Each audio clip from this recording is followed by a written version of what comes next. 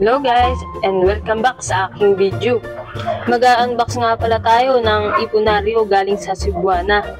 Nga pala, ako nga pala ay 5 years nang gumagamit ng micro savings.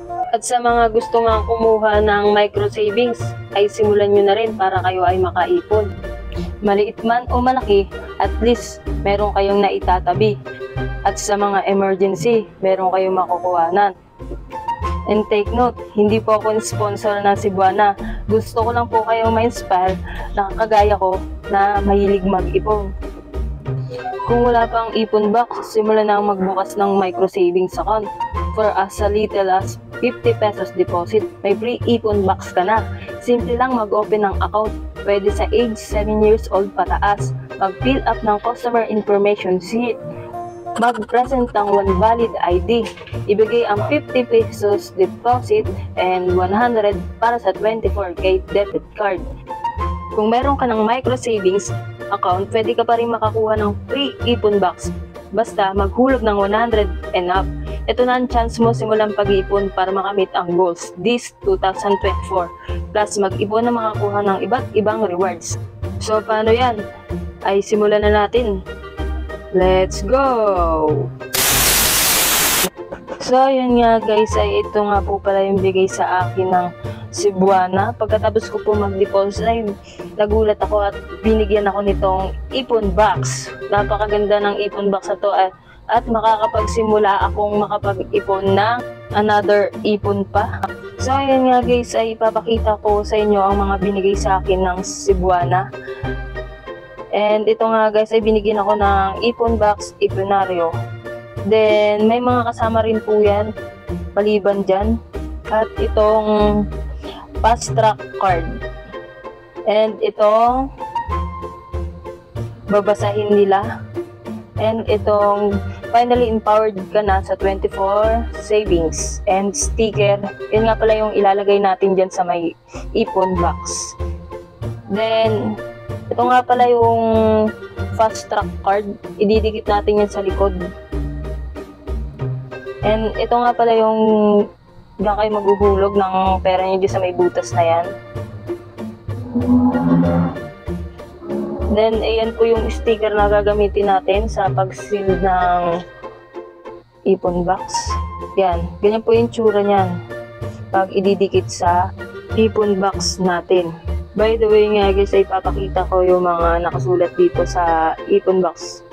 And ito nga po yung pattern natin kung paano tayo mag-ipon and mag-deposit dito sa ipon box.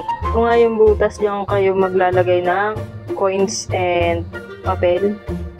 And ito nga po yung mga fast track. Diyan po ididikit sa likod. And ito nga yung sticker at ilalagay na natin diyan sa mga gilid-gilid ng box.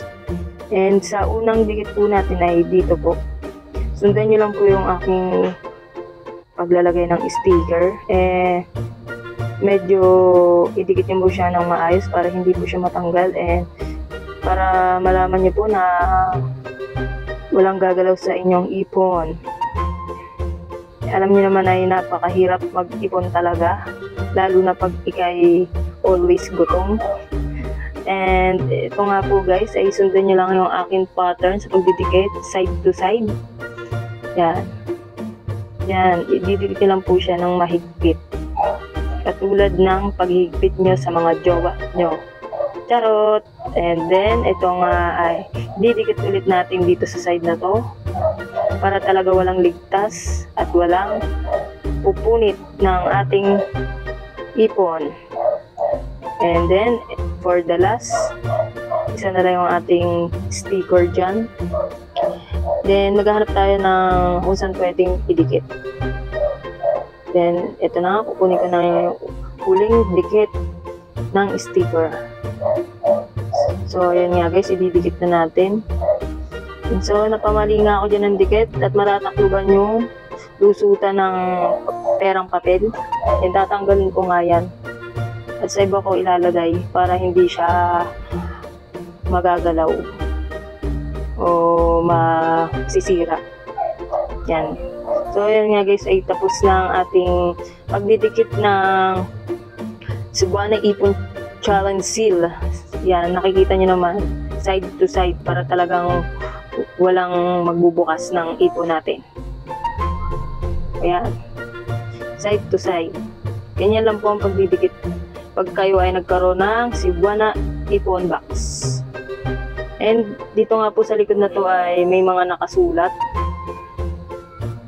First deposit na sa Cebuana, third deposit sa Cebuana.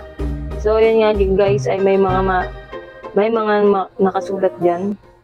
Then ilalagay nyo nga pala dun sa taas start date kung kailan kayo nag-start and end of date kung kailan kayo nagtapos. Then pagkatapos nun, savings for, saan nyo ba ilalan itong savings nyo, para saan ba, emergency or the future or business. Yan.